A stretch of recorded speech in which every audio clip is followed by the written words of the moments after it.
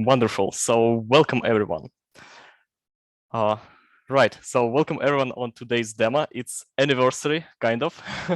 We have a 10th No Wallet demo, and today we are going to discuss following topics: our recent releases for staking features, our upcoming features for on-ramping, DApp management, and also covering all assets history. Then we're going to discuss kind of overview of what networks we support and No Wallet and what's going on in the overall ecosystem regarding the networks. Then we're going to touch base on the completion of Kusama Treasury proposal, but the next demo after today's one would be completely focused on the reporting of the outcomes for our proposal. So make sure that you will join that one as well in 2 weeks. And finally, in the end, we're going to cover the roadmap is a tradition for our demos. So let's begin.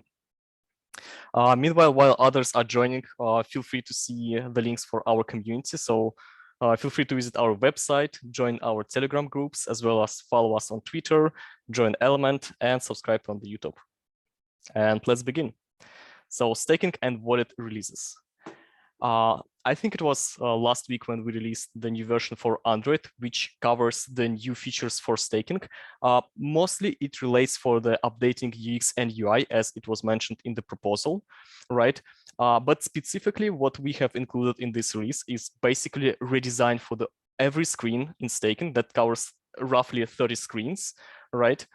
So you can see now the more optimized design for staking main page, right? So we have moved the main menu with actions on the main screen instead of like requiring user to tap on the Your Stake widget and then see this menu. And also some different changes, like if you have some unstaking requests, that will appear on your main screen so that it will cover your attention and it will be easier to follow for your unstaking requests. And overall, as I mentioned, basically we redesigned all the flows like stake more, unstake, unpaid rewards, changing reward destination, and so on. So all features are now optimized with a fresh look and yeah, more convenient to be used. So feel free to get this update for Android from Google Play. And regarding the App Store, it will be provided later. So here are some few examples of the screens which you might expect following this Android update. Yeah, I think we covered this on the last demo, so we will not focus on this too much. And we're also going to take a look on the implementation itself, so we will see the screen one more time. For the iOS releases, we released recently the wallet features, kind of similar redesign which we covered last time for Android, but basically what it includes is the new send flow. It's more now compact and optimized. So, and also it allows us to basically touch base for the future cross-chain transfers features. So that will allow us to have some more space here for the cross-chain transfers. But overall, other than set flow, we have new design for transfer, rewards, and transaction details in your operation history. Operation history itself got updated as well. And according to the feedback from the community, we kind of did this A/B testing with Android and iOS. So on Android, initially, we didn't include NFT value to the total balance, but on iOS, we did. And it seems that it was kind of surprise for the community and no wallet users. So in the end of the day, we decided to remove NFT value for now from total balance. And later, most likely, we will provide an option to include it in your total balance so that you can track your NFT portfolio as well in your kind of total balance on the asset screen. So feel free to grab this update from the App Store. And here's some examples, basically, what design changes for sending flow looks like. So you can see that instead of 2 screens for send, we have now 1 screen, which includes entering the address and entering the amount. And also for the future, that screen will include some user interface elements to do with the cross-chain transfers, but that's coming a bit later. And transaction details operation history is pretty much we're focused to provide more convenient information in more convenient format for the users. So on the top of the screen, you can see kind of summarized user-friendly information, and below you can still access all the details about this transaction, such as sender account or, for example, transaction ID. So I will stop here for a moment just to switch to the Android device to have a short demo of this feature. So for Android, we have delivered the staking update. So that's how staking screen looks like now. You can still expand the general information about staking, but that minimized by default. And now you can see that you have this menu available right on your main screen so that you can access all of this feature in much less time. We also added some sort of let's say cards on some of the screens. We are planning to update such cards on every of the screen. For example, your rewards going to update it, the up section and the crowd loans instead of this card. But yeah, that's just a nice touch for overall updating the design and the interface itself. But mostly we just did a lot of UI fixes overall in every screen, applied new elements. Like you can see, we have this new amount field coming from the send flow, which we recently updated. So yeah, let us know what you think about new design updates, and we are happy to hear the feedback about it. For the wallet features, let's see one more time how SendFlow look in action. So now you can see that we have a specific button to paste the address immediately. That's very useful because you don't need to basically enter something to the field, then select it on your Android and click paste. Instead, you can just hit paste as a button here once you join the screen, right? And yeah, overall, it looks more compact now. And yeah, we have covered the transaction details as well. So that's updated wallet features in the Node wallet. So let's go back to the slides. For the upcoming features, and those are the features which will come shortly, either next week or in less than 2 weeks from now. We will deliver mainly free features as well as some small improvements and fixes. So in the order, it will be on-ramp feature, which allows you to purchase the tokens. For now, our partners, namely Ramp and Transact, are supporting KSM, DOT, Mover, and Glimmer tokens, right? But we are talking and providing them information about other tokens in the ecosystem so that they can expand their services to cover more ecosystem tokens so that our users can onboard to the whole ecosystem much easily.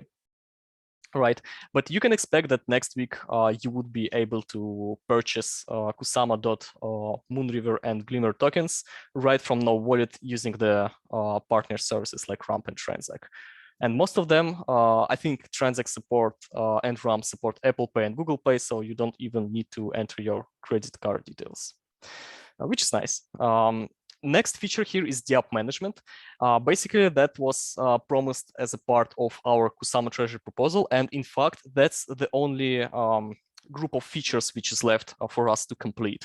But specifically, we need to develop the favorite DApps feature, which allow you to basically add and remove certain DApp from favorites, right? So you can kind of customize this nice DApp catalog that we have on a DApps screen. Let me show it to you here. So instead of these chevrons, you would be able to basically tap on the favorite icon so that that DApp will be on the top of the list and it will be easily for you to access it. And the same feature would be available for you in the Nova browser itself. Right, so let's come back to the slides. For the authorized, that's a bit a feature for our advanced users, but overall that allows you to see what DApps you as a user and the accounts manager, let's say, provided access to the account addresses. And you can basically turn it off and on so that whenever you will visit this DApp again, the DApp will not have access to your account addresses. So yeah, that's also a feature which we promised and which we're going to deliver. And the nice bonus here is a phishing protection. Since we have an integration with Polkadot.js GitHub repository, which stores the phishing addresses and which we integrated in our SendFlow right, we decided to also include phishing protection to our Nova browser, so that whenever our users visiting some websites which are marked as a malwares or the phishing websites, the NoVoid will warn user and will not allow them to visit those websites. And the last one here on the slides are basically all assets history. So before NoVoid supported all utility asset history, which means that, for example, if you're talking about relay chains, it's a Kusama and Polkadot utility tokens, which are Kusama and DOT. And if you're talking for the parachains, one of the example would be Karura and Card token. But if the network has more than one utility asset, like again, Karura, Bifrost, Moonriver, right? We still need to have access to the history, for example, for the transfer. So now you would be able, as it can be seen from the Android emulator, the history for these assets as well. So just to provide you more information about your balances for these tokens, which is nice. And yeah, you can see the previews of all these features which are coming in shortly. You can see like the buy provider from the ramp, which has a nice novel logo, but overall the process is pretty much straightforward. The browser will have, the DApp tab will have this nice heart icons, which you can tap and untap to mark these DApps as a favorite, right? And you can also see an example here how it will look like if you will just randomly, or not randomly, but during your exploration in Nova browser will mark certain website as your favorite, right? Specifically this DApp as a favorite, then it will appear in your main page as well, right? With some name and the address of the DApp. Here's how the phishing looks like. Basically, it will not allow user to join this website, to visit this website, and instead it will take back the user. So yeah, and the history is pretty straightforward. I see some questions. Yeah, right now we have support for utility tokens, namely like Kusama or maybe Karura or Moonriver tokens, right? Like the main tokens, right? In terms of not only transfers, but also like staking rewards or any operations or namely extrinsics, right?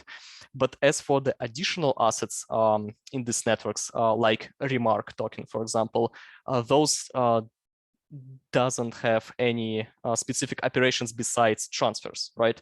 So we support transfer history for all these additional assets in the network.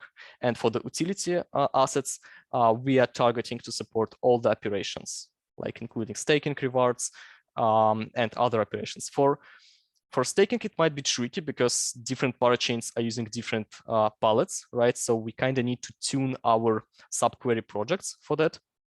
But that's on our list for the collaboration activities with the subquery team. Right, let's go to the review of the supported networks. So once again, I just love this picture, but I would like to remind everyone here that NoVoid supports more than 40 networks of the Polkadot ecosystem right now. And every 2 weeks, or basically every week, we expand this list by adding more networks which are basically launching in the ecosystem. So we have certain requirements for the network to add to the NoVoid, but those are pretty straightforward, right? So the network should running and producing the blocks. And the second one is basically that the runtime metadata should be version 14, so kind of the latest of the substrate. Then we can easily add the network to the NoVoid.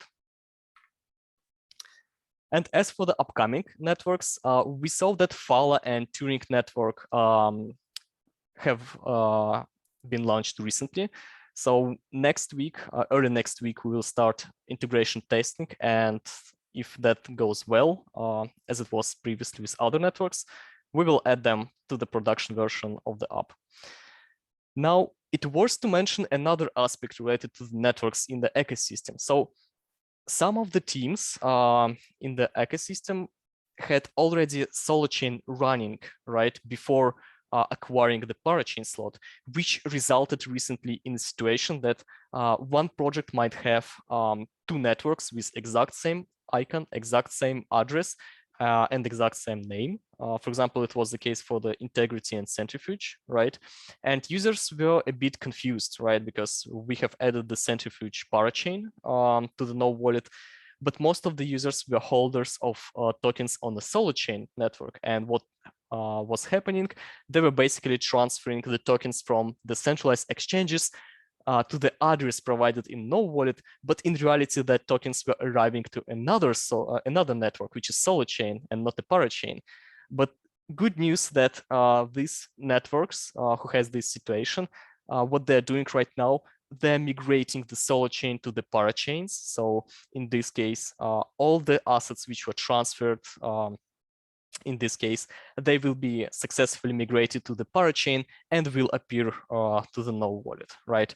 Kind of the bad news that we supported both networks of integrity, both Solochain and parachain, and right now you can see basically the same network duplicated in app, but we will handle this. So in the end of the day, all such networks will have only the parachain up and running, so there is no need for them to host a solo chain. That's why they're shutting down the solo chains.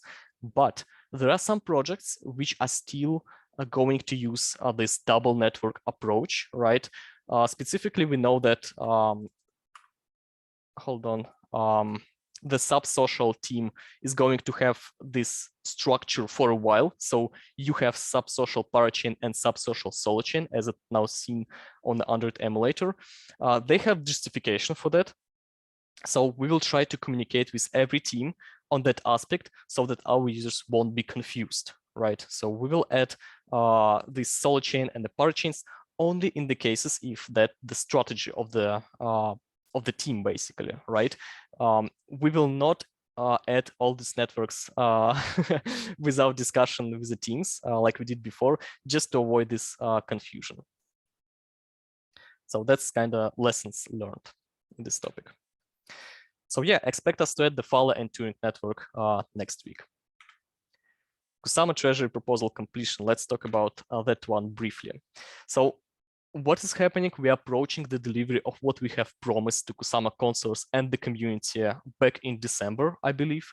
And the next demo, which is 11th and which will happen on 22nd of April, will be focused mostly on covering proposal deliverables and outcomes. So we're going to cover all the features which we have developed by that 4 months, including the DApps, the NFTs, everything what happens about the assets, like adding more assets to the application, the history for them, the sending features, and so on. So we're going to cover all of it in one demo. So we will try to be concise in terms of the timing. But yeah, we will need to have an attachment for our report for Kusama Treasury consolers. And overall, as I mentioned before, the features which are left to be implemented for us to complete the Kusama Treasury proposal are DApp favorites and DApp authorized list and management. And you can always see more details about our previous Kusama Treasury proposal by following the link on the slides, which will be shared after this demo. And roadmap. So as for the roadmap, we mentioned that we're going to complete the Kusama Treasury proposal and compose the report, right? Then we're going to switch to our contract with the Moonbeam Foundation. Specifically, that will be covered in terms of the adding UVM DApp support on the Android. You already can access all UVM DApps using your iOS. So you can visit any DApp which supports the MetaMask using the Node wallet, right? And you can utilize all the features there. Next feature after that would be support for the Mover and Glimmer staking. And in reality, technically, we will be able to support more tokens by adding this support, because Moonbeam is a team which are developing, let's say, common palette for parachain staking mechanism. So if any other network using the same palette like Moonbeam or Moonriver networks, then it would be easy for us to add support for that token staking as well, right? The cross-chain features are on our list of this contract as well, but that will cover only those interactions with Moonbeam and Moonriver networks. So we will see what communication channels are opened right now, and we will develop support for them. Preparing and submitting new Kusama Treasury proposal is also on our list. We have been following for certain, let's say, first changes in the substrate palettes, like we will need to see and touch base on the changes on the governance features, right, before implementing them. And we also collected a tons of the feedback from the community. So we will structure it and feed to our next Kusama Treasury proposal. And of course, it's only on our list on daily basis. We are exploring the parachain features, any feature which is demanded by our community members from a certain network in the ecosystem. We are in the contact with the parachain teams to discuss our collaboration activities. So yeah, stay tuned for this. I think that's all what we have for now. So if there are no questions, I see that there are no questions in the chat. I suppose we can finish here. So thank you everyone for joining and have a good one. Bye.